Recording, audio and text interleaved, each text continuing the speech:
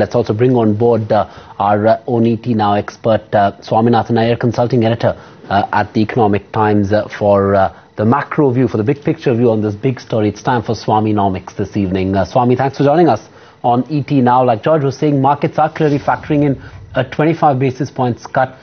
What can we expect from RBI? Do you think that's all that the RBI will do this time around? Well, I think the market might be right.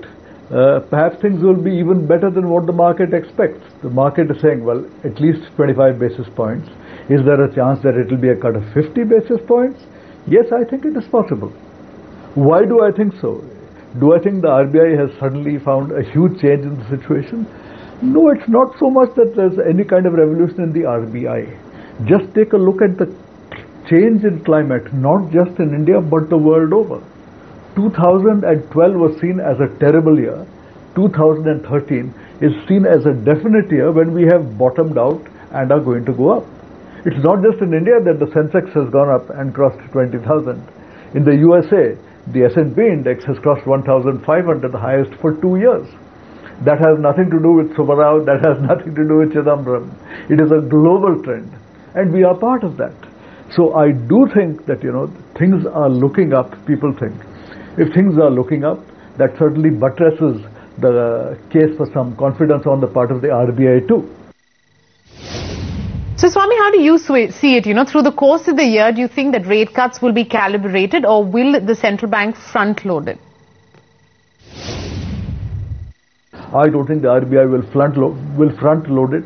Central banks, by their very nature, are relatively cautious creatures. In a crisis, they may do something radical. If there's no crisis, they will move cautiously.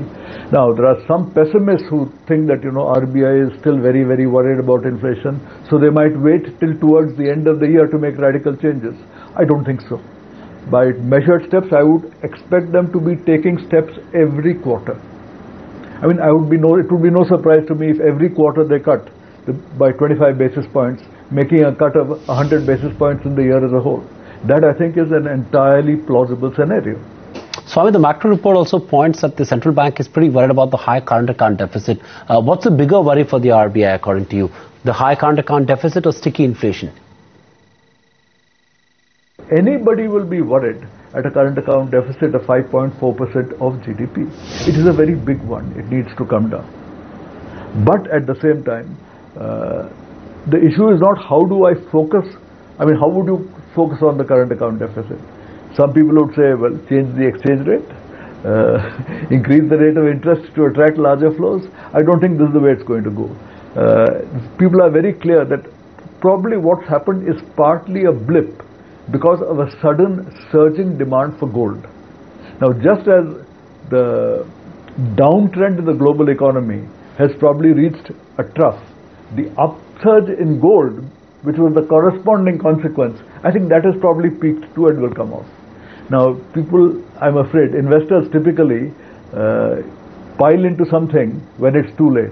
So everybody's been piling into gold. I think you'll soon find that gold, which has been a very good investment for the last 4 years, will cease to be a good investment in the years ahead, and that itself will lead to a tapering off of demand over and above the duty changes that Mr. Chidambaram has brought about. But Swami, in its macro report, the RBI also says that, most growth challenges are non-monetary in nature and rate cuts alone will really do little to boost growth. Would you agree? Please remember, in 2012, the RBI in one go cut interest rates by 50 basis points. Did it result in a growth spurt? No, sir, not at all. On the contrary, growth continued to decelerate through 2012, even after that cut. So, the RBI is dead right in saying there's a limit to monetary powers. There is a limit not only in the case of inflation, there's a very clear limit in the case of growth.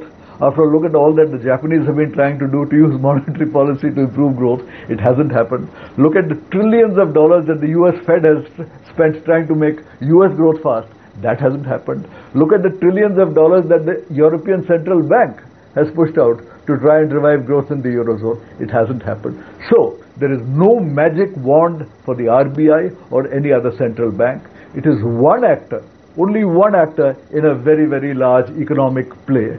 Let it do its role. But ultimately, when we are going to grow fast, it will be because a very large number of actors have got their act together and are moving in that direction. The RBI will obviously play a role in that, but not the role. Swami, many thanks for coming in and taking time out for us. As always, it's a pleasure getting your take on things.